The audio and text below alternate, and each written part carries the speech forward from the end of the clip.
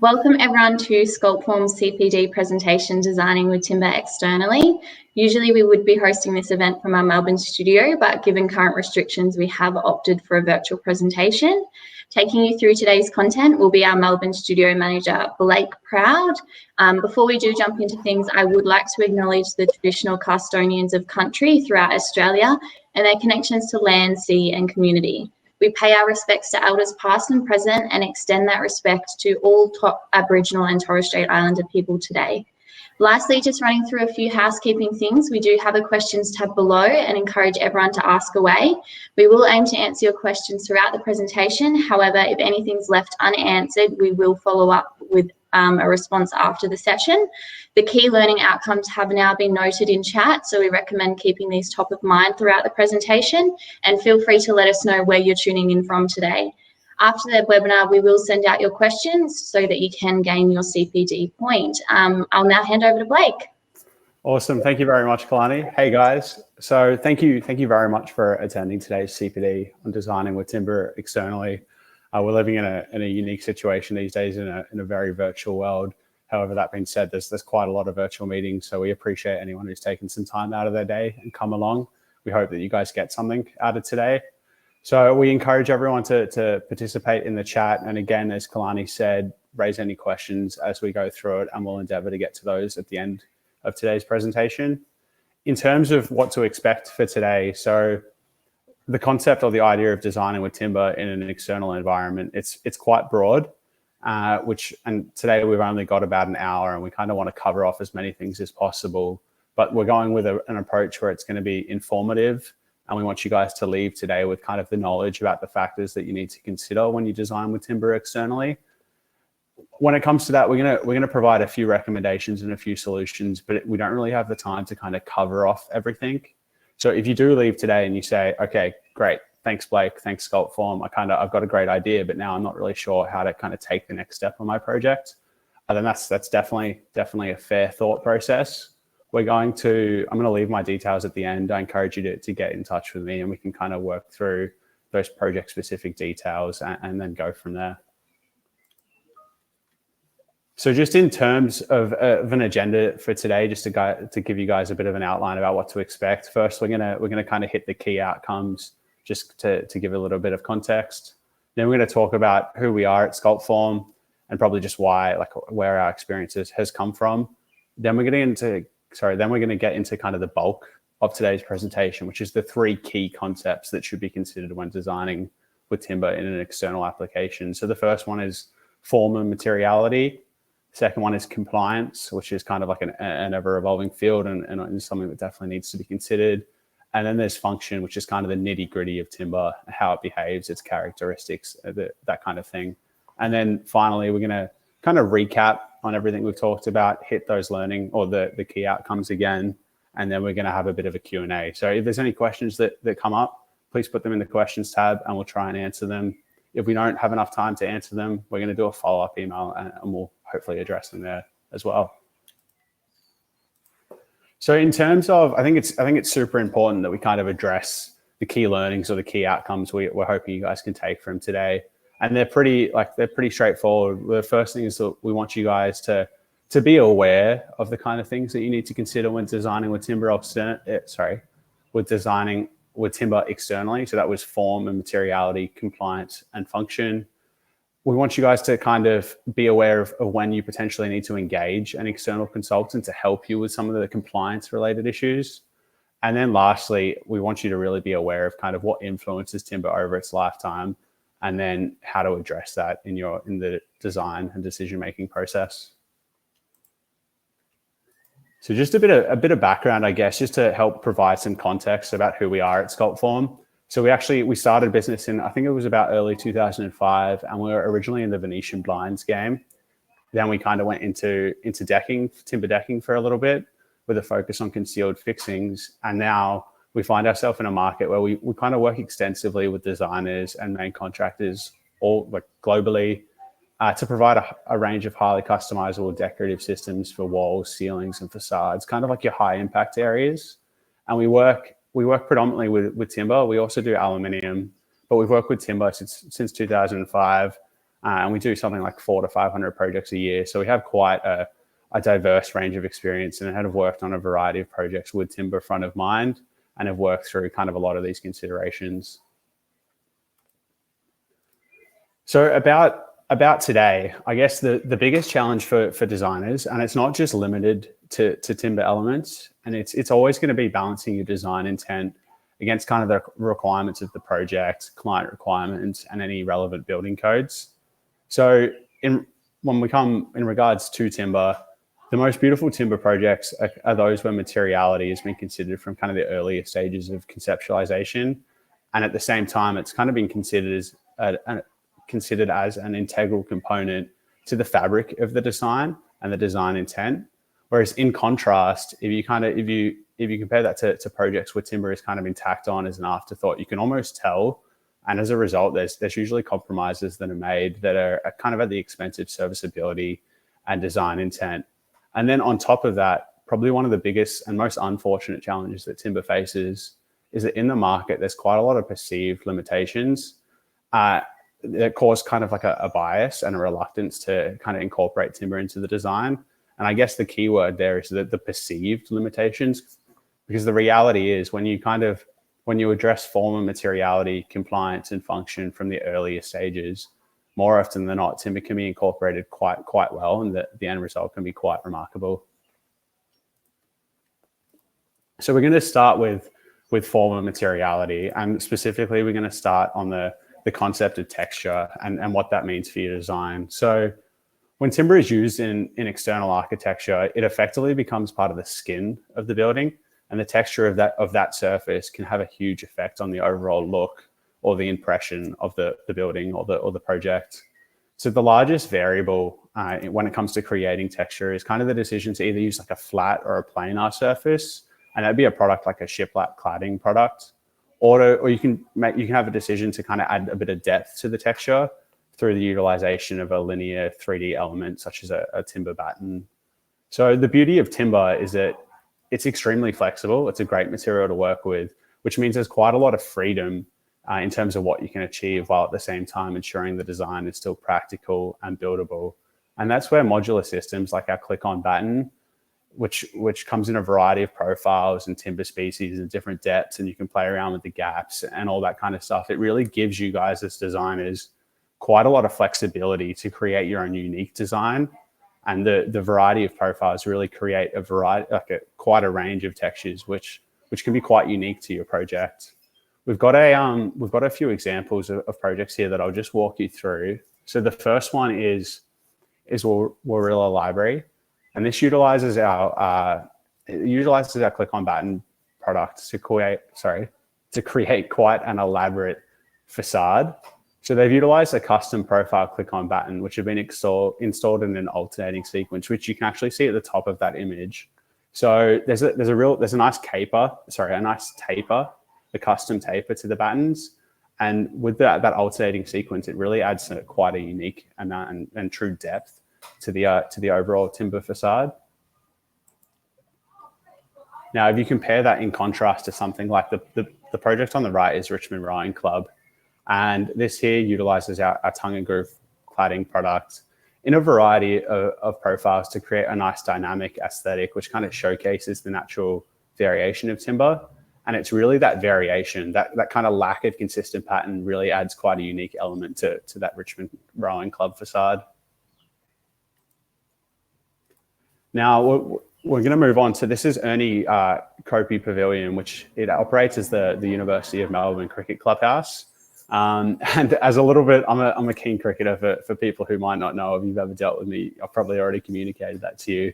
But all bias aside, it's probably, to me personally, it's probably the most beautiful cricket pavilion in Australia. But I guess it's the soffit here I really want to talk about. So the soffit is an example of how both a planar and linear texture can really be combined with great effect.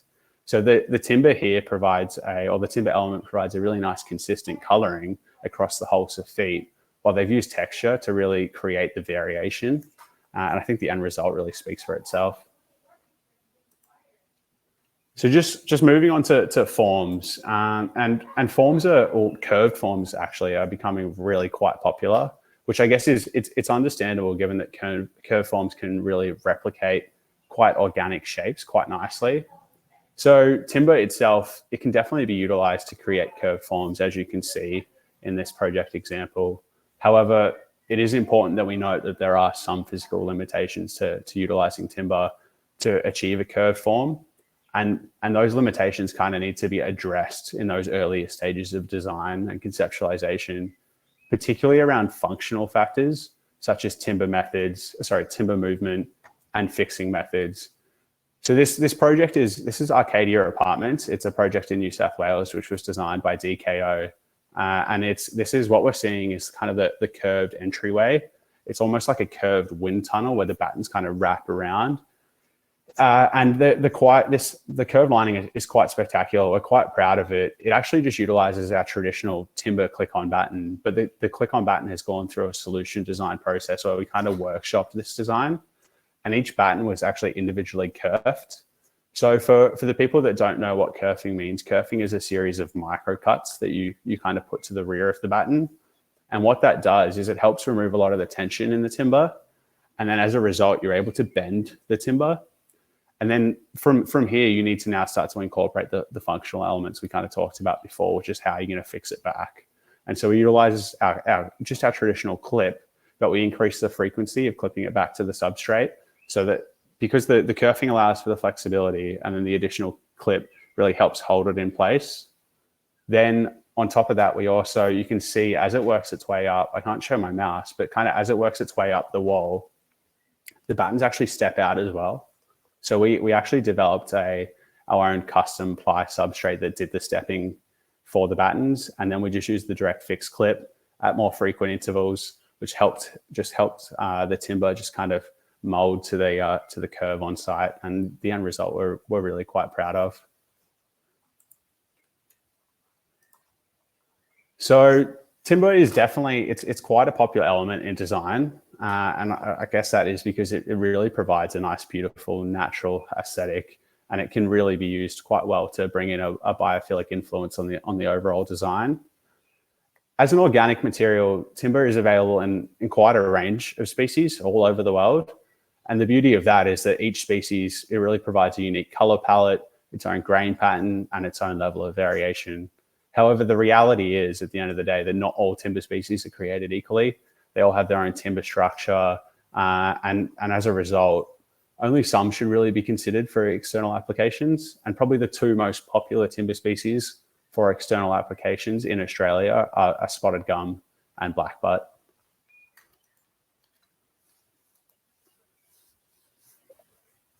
So just in relation to, spotted gum's a personal favorite of mine, and it's known for its depth in color variation. And these two images just here do a really great example of showing when a facade incorporates spotted gum, you can really range from like a really light brown to a darker, more definite brown, with the occasional red hue thrown in as well. And I think the image on the left shows that quite well.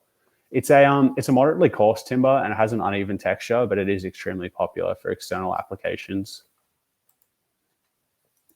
If you compare that to something like blackbutt, and blackbutt's probably more of it's opposite to spotted gum in the sense that its color variation, which you can see in the middle image quite well, it's a lot more consistent. There isn't quite as much variation. It has a really spectacular, like golden, buttery color. It's really warm. It has a really nice, straight, even grain most of the time. And as a result, it's quite popular for internal applications as well, but it's definitely acceptable for external applications. And one of the beauties of blackbutt is that it also takes on coatings really well. So if you're ever looking at incorporating some kind of coloring or something like that, then blackbutt's definitely a really popular choice. So Blake, you have just touched on spotted gum and blackbutt. What about other timber species such as a Victorian ash for external applications? Yeah, it's a good point, Kalani. Vic ash is an interesting one. So spotted gum and blackbutt are definitely the two we would recommend, and the two we use most often in an external application. Vic ash, we don't really recommend it. Our experience hasn't been too positive. the reality is that Vic Ash is probably the #1 most common material for kind of trimming your window frames in an external environment. So it definitely does get used. The reality is, if you were going to use Vic Ash, there's a process you can apply to the Vic Ash, which is called H3 treating, which kind of brings it up to the external grade. If you were to use Vic Ash in an external environment, I'd probably suggest that as a minimum, based on our experience. Yeah, awesome. So when it comes to placement of timber elements externally, now placement of timber elements externally raises a variety of questions, but I guess the thing I kind of want to communicate today is that timber externally there is no constraints. You can put it wherever you like externally. However, we can say that, but we need to kind of recognize that where you put it matters in terms of considerations in relation to how it's going to perform over its lifetime, how it's going to degrade, how it's going to change, the impact of that. So a really good example of that would be, let's say you've got a west-facing wall that's kind of in sunlight for every hour of the day that it can possibly be. It's constantly exposed to the UV. And then because it's exposed to so much UV, it's going to naturally degrade quite a lot quicker and more frequent and require more frequent maintenance than something like a soffit lining. So soffites are actually they're actually a really good choice for timber in an external environment, because the soffit itself goes a long way to kind of addressing most of the conditions or the considerations that you kind of need to take into account when designing for timber externally. And that's because they do a fantastic job of kind of protecting the timber from direct sunlight. So I've actually got a really good example just here. I kind of wanted to run through, especially in relation to creating an even silvered off finish. So the concept of letting your timber weather off quite naturally, again, is becoming quite a lot more popular. And it's good because basically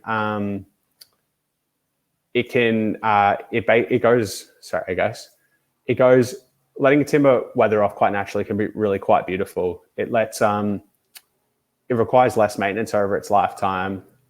When you do that, you just need to consider the facts that shadows and shade play on the design and the overall effect of that evenness of the timber finish. So this project example is Dandenong Mental Health.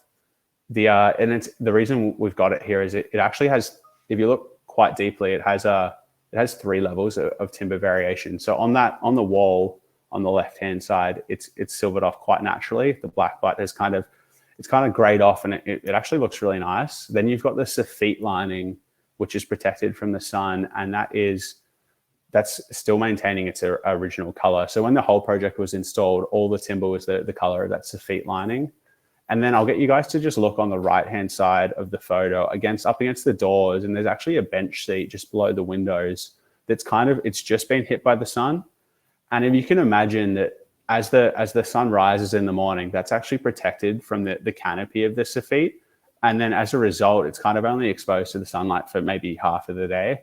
And consequently, it's kind of like an in-between. It's like between the soffit perfect, initial color of the day it was installed versus the lovely silvered off wall on the left-hand side. So it's just something to really consider when designing with timber externally, is how the sun is gonna influence your overall design, especially if the goal is to let it silver off quite naturally. If you were to imagine for a moment that canopy or the soffit was like in the middle of the courtyard, and then after a year's time, you might have a really lovely silvered off wall on the left-hand side and the right-hand side. And then there was kind of a slither that was protected from the sun for most of the day that was a different color. It really wouldn't kind of contribute to quite the overall design intent that you may have originally envisaged.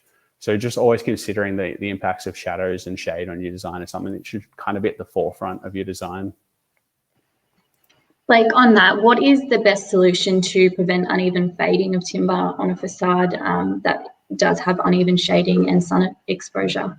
Yeah, the first thing, if you want to create a nice even silvered off finish, the first recommendation I would make is kind of think about the impacts of shade and shadows and whatnot, and try and limit the exposure or the impact that'll have by kind of reducing where those canopies are, especially maybe not putting the timber behind a shadowed off area. However, if that's unavoidable, we actually just brought in a new line of coatings. It's called Rubio. We get them out of Belgium, and they've got a really nice range of what they call like your pre-weathered coatings. So if the design intent is for a nice silvered off or grayed off finish, and you're worried about shade and shadow, or you want to use timber in an area that's kind of protected, but you want that silvered off look, then they have a range of coatings available that you can kind of pre-treat the timber so that when it gets to site, it already looks silvered off. So that would kind of be my number one recommendation there, Kalani. That's great. Thanks for clarifying. So I've just got a couple more examples just to talk about the impact of shade and shadow. So we're going back to the Ernie Cropey Pavilion just here, and it's a photo from fairly early on in the life cycle, but you can already start to see kind of with the Pacific teak that you've got the soffit lining that still looks kind of like as great as the day it was installed in comparison to the bench seating, which has started to grey off a little bit. It hasn't gone too far, but you can imagine that because of sun exposure, those bench seats are going to need recoating and maintenance quite a lot more frequently from the soffit. And I've got another project example here, which is the Main Ridge residence. And this one is a really good project example. Again, it's black butt, and the design intent has been to let the timber silver off quite naturally over time, and it's doing a great job. It's on its way. It's looking really great. However, on the left-hand side, you've got a small canopy that kind of protects the timber around that window just a little bit more. The reality is that it probably only stops the sun from hitting that wall for maybe an hour or two in the day. But the reality is that it hasn't silvered off quite as quickly as the rest of the project. Now, if you left it for another 2 or 3 months, it's probably going to be a nice, even, consistent color in the end. So it's going to get there. But there is a part of the project life cycle where you're not going to have that even silvered off finish, and that's a result of that canopy. So these are the kind of things that we're talking about that you need to be aware of, that it's a process that it will go through. So that's it for form and materiality. I'm gonna touch on compliance now, and compliance is a really challenging one because the whole concept of compliance it's kind of ever evolving. There's people that go to university for 4 or 5 years that kind of focus on this stuff. So it's really hard for us to kind of provide you guys with legal advice or engineering sign off or that kind of stuff. But what we can do is kind of talk about the experiences we've had on a variety of projects, and then kind of say, well, we find often that this is what you need to incorporate, or this is what you need to consider. So today I want to talk about structural considerations and fire considerations, just with kind of the goal of saying these are the things we think you should look out for. However, the earlier you bring on a structural engineer or a fire engineer, it's definitely a consultant you need to bring in, and the earlier you bring them in, generally the better the result is going to be. So when it comes to facades, especially facades where there's a timber element, there's definitely a number of engineering considerations. Timber can definitely be used on a facade. However, probably the main question that you're going to get asked from your engineer is, how are you planning to use it? And then what are the kind of things that it's exposed to? So some of the factors that you should consider are wind loads. So that's your lateral loads, your uplift, your shear loads, those kind of things. Then you need to kind of think about structural integrity and the self-supporting elements. So kind of all facade elements need to be well connected to kind of support the weight of the system and act as a whole functional element with their own complete structural integrity, which kind of ties in nicely to the weight component that needs to be considered. So while the facade needs to be self-supporting and have its own structural integrity, the building itself needs to be able to carry the whole weight of the entire facade. So it's definitely probably one of the largest considerations when it comes to structural engineering. Then there's factors like seismic, and seismic considerations they're becoming a lot more commonplace, kind of like fire, which is kind of becoming an everyday kind of consideration, which, I mean, I know we're Australian based and we don't have too many earthquakes, and I know there's probably people tuning in for internationally as well, where this is probably more so, but the reality is in Australia, they are becoming more commonplace, especially after the events that were in Christchurch a few years ago. So you'll quite often have to consider seismic considerations when designing with your facade these days. And then finally, when it comes to structural considerations, it's load forces as well, which are kind of the forces that may occur in use. So things like balustrade loading, crash barriers, impact resistance, those kind of things definitely need to be considered. So, okay, fire compliance is the best way to describe it is an ever evolving field. I think that there's probably a few people I can almost relate to it who you would work on a project and kind of do a lot of research to kind of get your head around fire, and you think you're all over it, you think you understand it, and then I don't know, a few months later you do another project with fire and it feels like you've lost it all, or the goalposts have changed, and that's the reality of the situation. But fire is ever evolving, and like it's becoming more and more commonplace. So I guess the most important thing I can pass on is to kind of involve a fire engineer in as early as possible, because the reality is by getting them on early, it's going to save you many headaches down the road where you might potentially have to sacrifice your design intent to meet fire compliance requirements. The challenge that timber faces, especially externally, is that timber is deemed a combustible material under the Australian standard. So what that means, and this is where it gets a little bit confusing, is that timber can only be used on some projects which allow effectively the use of a combustible material, which is kind of a requirement that's dictated by a number of factors. So it's a combination of the class of building, which is kind of the purpose of the building, like if it's a school building or an office building, and then the type of construction, which relates to kind of the overall size of the project. So that's it. This is the confusing thing, is where once you kind of establish if timber can be used, so if you're allowed to use a combustible material on the project, it's effectively called a deemed to satisfy solution, which means that it adequately meets the requirements laid out in the NCC. Now, the reality is quite often timber is you cannot use a combustible material under the NCC for a deemed to satisfy solution, which means you might think, hell no, then I can't use timber at all.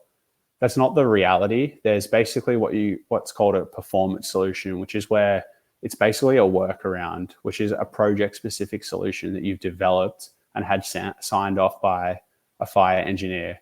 Now, that's definitely something that can happen, and it's definitely commonplace. So a really, really good example of that is that Arcadia project we talked about on the curved form slide. That is timber externally in a building that it wasn't deemed to satisfy. So DKO came up with a fire solution with their fire engineer and had it signed off, and timber was able to be used externally. Yep. So, Blake, just to clarify, what design stage do you suggest to engage a professional consultant? Yeah, that's a good question, Kalani. The reality is, we're always going to say the earlier you can do it, the better. Like the earlier you can get in a fire engineer and a structural engineer to kind of tick those boxes or tell you where the goalposts are, the better the end result is going to be. However, the reality is that often you kind of need to consider these factors from the earliest conceptualization stage, where you don't necessarily want to bring in a third-party consultant, especially because that's kind of crossing the line where it's now going from just a design or an idea in your head to kind of there might be a fee attached to getting that third-party consultant in. So the recommendation I probably give everyone today is that we at Sculptform we've faced a lot of these challenges, and we do a lot of projects where these are kind of like, we have these people that kind of come in and provide advice and whatnot. And as a result, while we're not going to be able to provide you the definite yes or no, we can kind of say, like, you can come to us and we can say, in the past, like, this is what we've found has worked, or we think this might be okay, or this probably isn't going to be okay, or this is what you need to look at. And that's where our experience can kind of come in hand. So definitely, if you're at the stage where you're not really ready to bring on a third-party consultant, but you kind of want to just run it by someone, then definitely I encourage you guys to get in contact. Otherwise, bring them on as early as possible, Kalani. That's awesome. Thanks, Blake. Yeah, you're welcome. So now, I guess the last of the three key elements, I know I've been talking for quite a while. Hopefully, you guys are getting some benefit from today. But the last of the kind of three key concepts I want to talk about is function. And function is probably one of the more important concepts to really be aware of. As mentioned, timber it's natural. It's an organic material, which is kind of at the heart of why it's beautiful and really popular in design. However, at the same time, being a natural material, it brings with it its own inherent challenges. And I guess the easiest way to kind of talk about or give you some background about why it has challenges is to talk about the structure of timber. Now, a concept that really does a great job of highlighting timber structure and is kind of to imagine that each timber board is effectively made up of hundreds of little straws. Now what we mean by that is if in this image, you can kind of see all the little bits of timber fiber and the timber grains. Now, if you kind of take that and then imagine it's like 100 little straws bundled together. Now that you've got that concept of straws in your head, imagine every straw is its own unique size and width and whatnot. And that size is kind of a result of what that timber's been exposed to in its lifetime. So when was the tree cut? How quickly did it grow? What weather was it exposed to? Where in the tree was it cut from? All those kind of things make up the timber structure. And as a result, each piece of timber board, even from the same tree, has its own internal structure and behaves in its own way and has its own characteristics. And that's kind of where the challenge lies. So that's a little bit of background on the starting point of timber and how timber is made up. And this kind of helps us kind of move on into timber movement. And the reality of timber is that it's hygroscopic, which means it absorbs moisture from its local environment. It's continuously acclimatizing to its local environment. It's basically a breathing, or it's a living entity. And the reason moisture content kind of plays a role there is, if we can go back to the straws concept for a second, when we fell a tree and we cut out a stick of timber, it has a reasonably high level of moisture content. And then we put it in a kiln and we dry it to the Australian standard, which is between about 9 and 13%. And then so the end product gets delivered to site and it's at a reasonably low moisture content, let's say 10%. And as the moisture is taken away, or sorry guys. So as the moisture is removed from the timber, those straws kind of they shrink a little bit, and the board becomes tighter. And the tighter that those straws become, and the moisture that gets removed, the less likely that the movement in the timber is going to play such a big role, the less the impact it's going to have. So basically, if I can give you guys I'll talk about the movement direction. So you've got longitudinal shrinkage, which is down the length of the board. You've got radial shrinkage, which is up the sides. And then you've got tangential shrinkage, which is kind of across the face of the board. Longitudinal and radial shrinkage, we don't need to worry about them too much. It's the tangential shrinkage, which is kind of where the problems arise. And what we mean by that, if I can give you guys a really good example, let's say you've got a project, a meeting room, and you're installing timber battens in the meeting room, and there's butt joints, and your installer does a really fantastic job while they're on site of installing those timber battens and lining those joints up so they're perfectly flush and level. And they do such a good job that they finish the project 2 months ahead of schedule. And the meeting room looks fantastic. And the builder says, great job, thanks for coming. And then the builder wants to protect the timber from anyone damaging it. So they shut the meeting room door. And then 2 months later, they come in, they open the meeting room door, and the joints are no longer flush. The timber's twisted, the top piece of timber is twisted one way, the bottom piece of timber is twisted the other way. And then you've got a few mil difference, and it's not ideal. What's happened there is that, so the timber was perfectly fine when it was installed. Let's say it was at 10% moisture content, and you had your air conditioner set at a traditional 21 or 22 degrees for an office environment, and the humidity was at about 60%. When they've shut the meeting room door with all the good intentions in the world, basically the moisture content in the room is higher, and the humidity in the room is higher than the moisture content in the timber. And the timber has slowly tried to acclimatize to equilibrium with the moisture content of the room and the humidity. and the timber's expanded. So those straws in the structure have expanded a little bit, and that's what's caused everything to kind of twist and come out of place, and your joints are no longer flush and level. Now, for people listening right now, that probably sounds like really scary. When we talk about timber movement, we're talking about a couple mils. The challenge is that because the timber boards are unique, one might go a couple mil one way and the other will go a couple mil the other way. And so then as a result, it can kind of be, it's exaggerated, it's seen a little bit more easily. So in relation to that timber movement, I guess the main things to note are, firstly, most of the timber movement is going to occur within the first 2 to 3 months that it's on site. After that point, kind of the timber is kind of acclimatized to its natural site conditions, and further movement should only be really as a result of kind of seasonal changes. So the installer could come back in and make a few slight adjustments to line everything back up, and it should be good to go. The other thing is they potentially not shutting the meeting room door meant that the room could have breathed and it wouldn't have been such an issue. But that's just one prime example of where timber movement plays a bit of a role and is something that should be looked out for, especially that tangential movement, which is that movement across the board. So I guess the main thing we want to say in regards to designing for timber movement it's in its entirety is always going to be unavoidable. However, there are several factors that can kind of be incorporated into the design, such as fixing methods or end matching for the joints, or some kind of spigot joiner in the rear of the timber that kind of go a long way to minimizing the impact that movement has. So for anyone that's worried about timber movement on their project, again, my details are going to be at the end of today's presentation. I definitely encourage you to give me a call. We can run through it and we can make a few recommendations about what kind of design elements to incorporate to just ensure that you kind of take into account timber movement.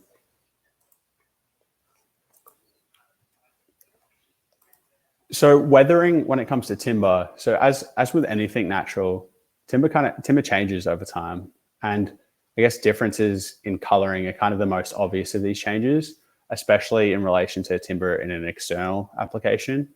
So the weathering or the silvering off that timber goes through is a result of a process of the tannins and the lignins breaking down within the timber.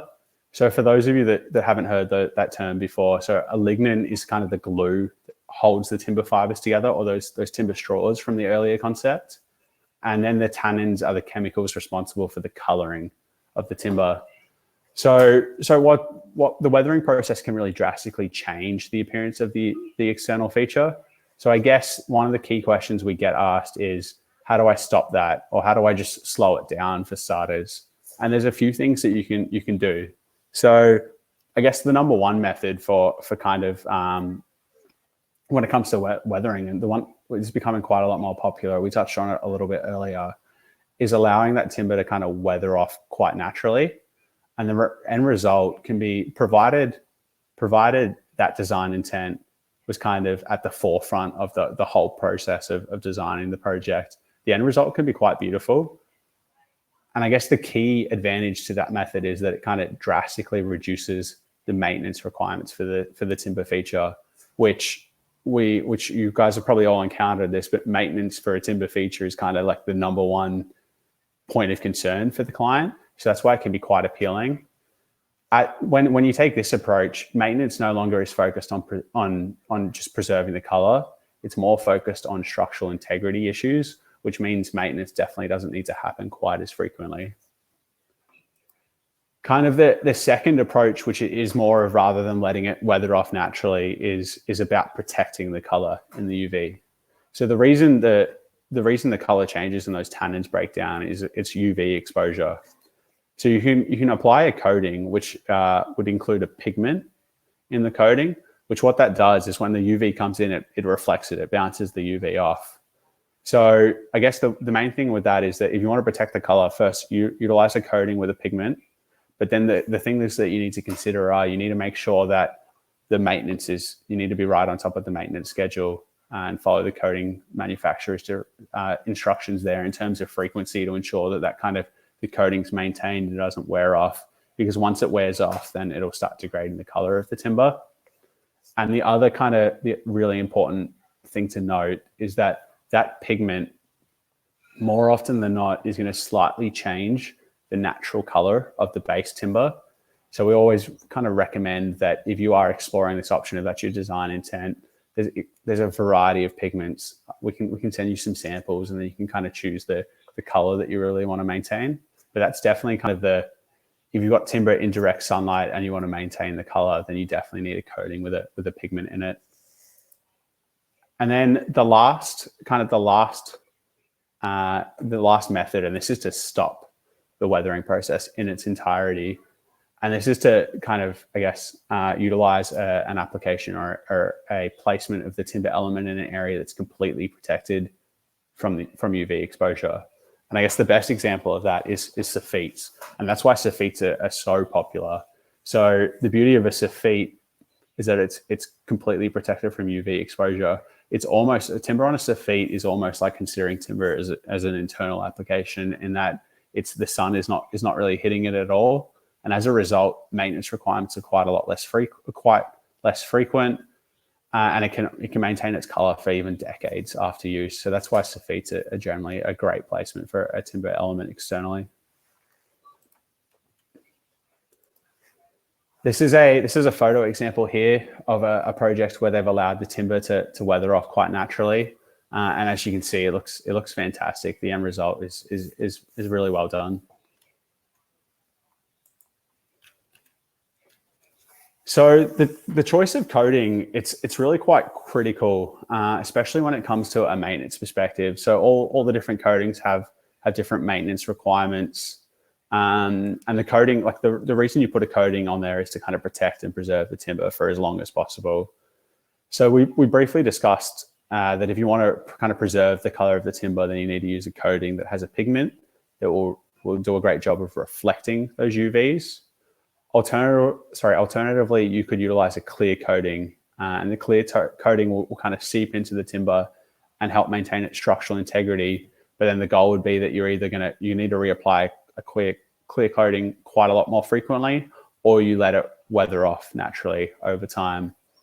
The concept of coatings it's really quite deep, and there's really quite a few options. We've got a few listed just here.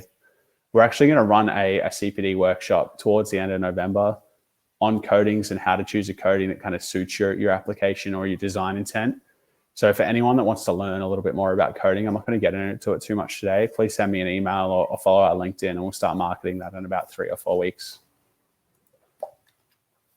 The last kind of point I want to talk about in function, and then we'll kind of open it up to, we'll do a bit of a recap and then open it up to you guys for some questions. So please chuck a question in the question tab if you have some, is that I want to talk about leaching. So a really common problem with timber in an external application is timber leaching, which is, it's basically the process of tannins within the timber draining out and then staining the surrounding surfaces. So this photo here does a really great example where you've got some concrete below, and the tannins have dropped out or leached out of the timber, and they've kind of stained the concrete with this brown color.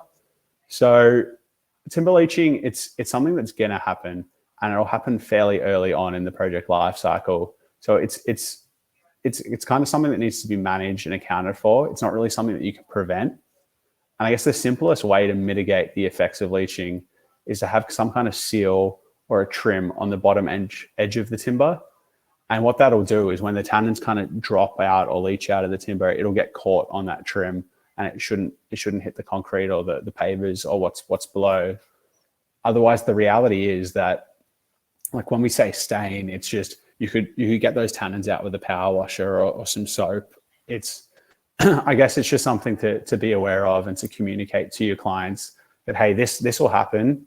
It's probably going to happen again in the first few months that on site. So you might just let it happen over the first 2 or 3 months and then go and just touch up the concrete. But it's definitely something that's going to happen.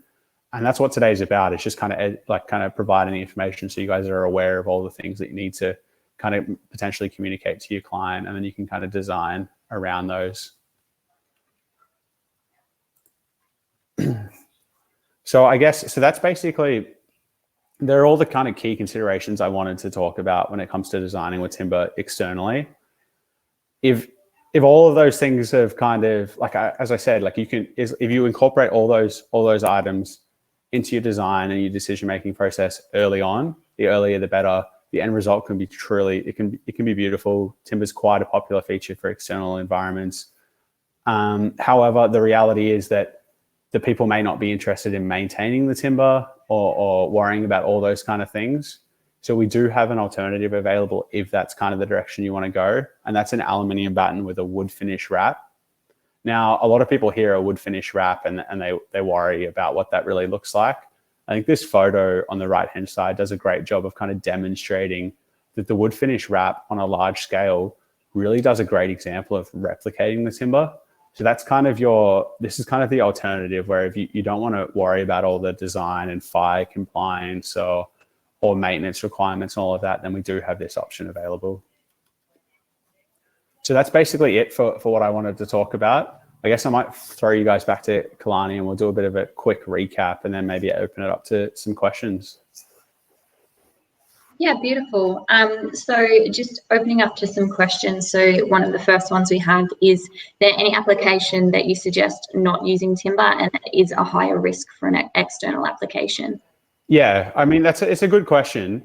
I guess the reality is that there isn't, so timber externally or timber on projects as a whole can be used. There isn't a limitation to where it can be used. It's just that when you're putting it in a high risk environment, or if you're putting it on a west facing wall, or if you're putting it next to the sea, it kind of increases the things that you need to consider. So you can put timber next to pools, you can put timber in a sauna, you can put timber on that west facing wall. It's just that there are going to be extra requirements put on that timber. That timber is going to behave differently over its lifetime because it's natural. And you just need to factor those into your design process and just be aware of those. So we talked about a few of them today. Again, if you want to talk about any other applications or recap, there'll be a recording of this, or definitely reach out to me and I'd love to have a chat. Thanks for clarifying. So we have a question here from Terry. So nearly every photograph of timber-clad buildings show it vertically. Is it not wise to use timber cladding horizontally, or is vertical cladding just a style trend? Yeah, Tim, it's an interesting pickup. There's definitely no constraints to using timber horizontally. I guess you might want to just consider your fixing methods and how gravity plays a part in terms of fixings, but I guess it might just be a style trend, or maybe it's just the ones we've picked. But definitely, you can definitely use timber horizontally externally. Awesome. We now have one coming in from Brenton. So how does kerfing go in exposing a greater surface area of the wood to greater environmental exposure, such as moisture and insect attack, and thus the ongoing maintenance and treatments of these issues? Yeah, I guess it's a good question. It's kind of like an exposed end grain. So you want, like, if you're trimming a stick of timber, you kind of want to retreat the tops of the timber. So I guess it is, you want to make sure you want to keep up the coating. But if you go back to the straws concept, the majority of moisture content and all that kind of stuff, where you really need to focus your attention and make sure like water doesn't seep in, is kind of at the ends of the straws. So it's the top and bottom of the boards. A process of kerfing goes in, it integrates a series of micro notches in the rear.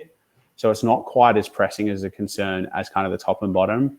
But I would say you really do want to make sure you keep up with your maintenance anyway. It's still super important to maintain that, especially where you might need to design it almost in a way that kind of the moisture doesn't seep into the back of those kerfs. Great answer, Blake. So we have another one from Nick. They prefer to use sustainably sourced timbers. Is there any way that we can ensure the certification as per project requirements? Yeah, definitely. So something like spotted gum is available in PEFC. We can definitely get that certified in, and it can meet, say, Green Star requirements, for example. So that's definitely achievable. I guess the only thing to be aware of is that because it's a documented process, there's constraints around the lead time. So it just might take a little bit longer to get the timber in, but it's definitely something we can incorporate into a design. Yeah. Awesome. And so now we have one coming in from Daniel. Is durability class 1 species the recommendation for the natural uncoated grey off application? Sorry, Connie, can you repeat that question? Yeah, sure. So is durability class 1 species the recommendation for the natural grey off application? We would kind of recommend the class 1 timber for all external applications. So I guess that would kind of extend to the silvering off process. Yep, great. So now we might do a bit of a recap for the key learning outcomes. So there are 3 of those. So the first one, what are the 3 main factors to consider when designing with timber externally? Yeah, it's really good to do a recap, especially for the guys here today for a CPD. The 3 main points to consider are form and materiality, compliance, and function. Yeah. And what are the 2 main ways UV affects timber? So UV it definitely contributes to how timber behaves over its lifetime. It's going to break down the lignins, which are the glue that holds together the fibers in the timber. And then it's also going to contribute to the tannins kind of leaching out, which is kind of the thing that helps maintain the color. Awesome. And the last one too, just kind of recaps today's learnings. What is the #1 factor that contributes to timber movement? Yeah, the #1 factor to be aware of is moisture content and how timber kind of always acclimatizes to its local environment. So that's something that should always be considered in a design. The Australian standard calls for timber to be delivered between 9 and 13%. So that's what we always aim for. But as kind of site conditions change, that timber is always going to be acclimatizing and trying to hit equilibrium with its local environment. Awesome. Well, thanks, Blake, for all your knowledge today. I'm sure everyone has appreciated it. And to wrap things up there, thanks everyone for coming along. We will shortly send out your CPD questions and a recording of today's session. So feel free to reach out to Blake or myself if you do have any further questions or any projects that you'd like some assistance with. And we can't wait to finally be back in our Melbourne studio and give everyone the grand tour. Definitely. Thanks, guys.